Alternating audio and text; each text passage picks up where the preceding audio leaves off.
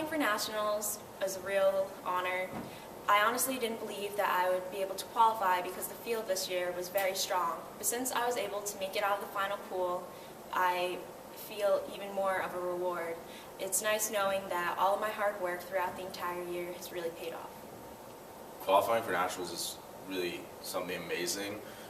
Coming into college, I knew I was a good fencer, but really to finally be able to qualify. My freshman year, I was 1 point away from qualifying. Sophomore year, I really didn't do that well, but junior year, now that I'm here, it's just amazing to know that all my hard work has paid off. It's really just an amazing feeling to have. Qualifying for a second time for NCAAs means a lot to me because you're not only representing yourself, but it's a chance to represent Brandeis as a whole. Representing Brandeis as well as myself is going to be something that I'm never going to forget, and it's also a tremendous honor even being there, considering that only the most elite of the NCAA fencers get to qualify. So whether coming in first place or last place, it's just an honor being there. Last year, I had no clue what to expect, and I just couldn't control my mental game. But this year, I know that I just need to focus on every touch within every bout, and that I just can't focus on the overall score. I gained most of my knowledge from actually Julian, who's our captain now and who's on the men's foil squad with me. And I've seen him the past 3 years qualify for it. And we're all really sad that he wasn't able to qualify this year, but I think that he's really shown me how much hard work and dedication it takes to qualify. This is an amazingly hard tournament, and he's shown that it's possible to qualify multiple years and just really do well at it. This tournament is not like any other tournament out there. It has the ability to mentally and physically drain you in ways that you wouldn't expect. And the best advice that I could give to myself and to my teammates is don't get ahead of yourself if you have a victory, and don't beat yourself up too much if you have a loss.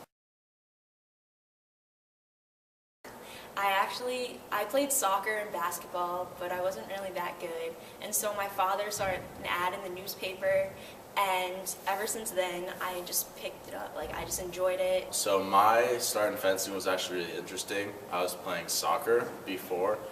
So I was around 9, 10 years old, and we had some family friends who have a son who's a year older than me, and they said, why doesn't Noah just try it out?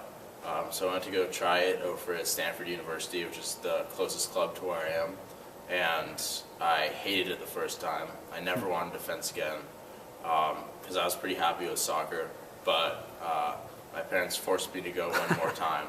And after that second time, I loved it, and I've been doing it for 11 years now, and I haven't looked back since.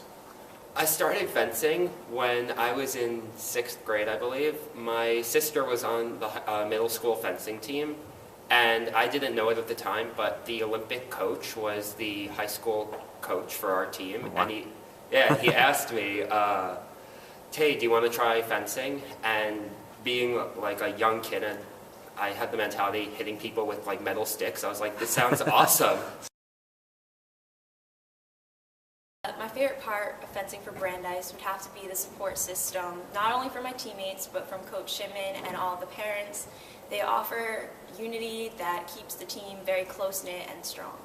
Besides fencing, what I love about our team is the fact that we're all really engaged outside of fencing. I think that we all try to do things, be it intramural sports, just having get-togethers, parties, trying to go out, see movies together. The fact that we are able to keep up, have fun outside of the fencing room is just an amazing thing to do. Besides the team dynamic here, which most of my friends and some of my best friends are on the team, I love the fact that even as a Division III school, there's no separation between the Division I, Division II, and Division III schools. And when you step on strip, you could be against someone who's either picked up a saber last week or is an Olympian who's been to 2 or 3 of them. And each bout is not only representing yourself, but it's also representing the team. And it looks good on you, and it looks good on the university.